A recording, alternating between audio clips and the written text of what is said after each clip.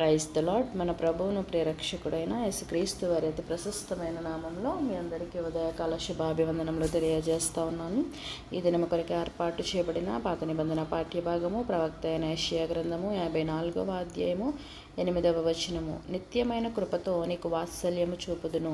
ఈ వాక్యమును మనము గమనించినట్లయితే సియోను భవిష్యత్తులో పొందబోవు మహిమను గూర్చి దేవుడు వాగ్దానము చేస్తూ ఈ మాటను పలికినట్లుగా మనం చూస్తూ ఉన్నాము.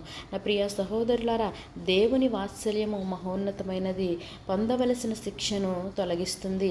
నిస్సహాయతలో లేక బాధలో నీవు ఉన్నట్లయితే ఆయన గాఢమైన దయను చూపుతుంది.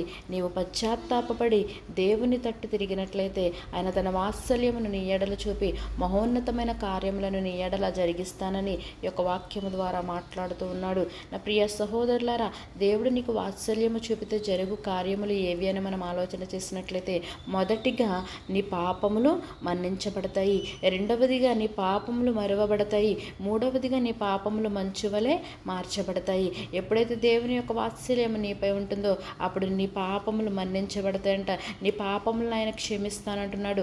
నీ పాపములని అన్నిటికీ నీ జ్ఞాపకం చేసుకోకుండా అవి మరవబడతాయని యొక్క వాక్యం ద్వారా మాట్లాడుతున్నాడు. నీ జీవితాన్ని ఒక మంచు వలె మారుస్తానని దేవుడి యొక్క వాక్యం ద్వారా మాట్లాడుతున్నాడు. నా ప్రియ సహోదరులారా, దేవుని వాత్సల్యం ఎంతో మహోన్నతమైనది కనుక ఆ మహోన్నతమైన వాత్సల్యమును మనము పొందుకునేటువంటి జీవితాలను మనము కలిగి జీవించినట్లయితే కనుక పశ్చాత్తాపడి మనము ఇంతవరకు జీవించిన జీవితాన్ని బట్టి మన పాపముల విషయమై మన అతిక్రమముల విషయమై మనము పశ్చాత్తాపడి దేవుని తట్టు తిరిగినట్లయితే ఆయన తన వాత్సల్యముని ఎడలు చూపి మహోన్నతమైన కార్యములను ఎడలు జరిగిస్తానని ఒక వాక్యం ద్వారా మాట్లాడుతూ ఉన్నాడు. నా ప్రియ సహోదరుల, దేవుడు చూపే వాత్సల్యాన్ని మనం పొందుకునేలాగున ఆ మహోన్నతమైన కార్యములు మన జీవితంలో జరిగేలాగున అట్టి కృప పరిశుద్ధాత్మ దేవుడు మనందరికీ అనుగ్రహించునుగాక. తలలు వంచి ప్రార్థనలోకి భవించవలసిందిగా కోరుచున్నాను. మహోన్నతుడిని మహాగణుడైన మా ప్రియ పరలోకపు తండ్రి, నీ ఘనమైన శ్రేష్టమైన నామానికి స్తోత్రములు వందనములు చెల్లిస్తా ఉన్నాము. ఉదయమనే ప్రభా, నీ పాదాల చెంతకు చేరడానికి నువ్వు ఇచ్చిన కృపను బట్టి నీకు వందనములు స్తోత్రములు.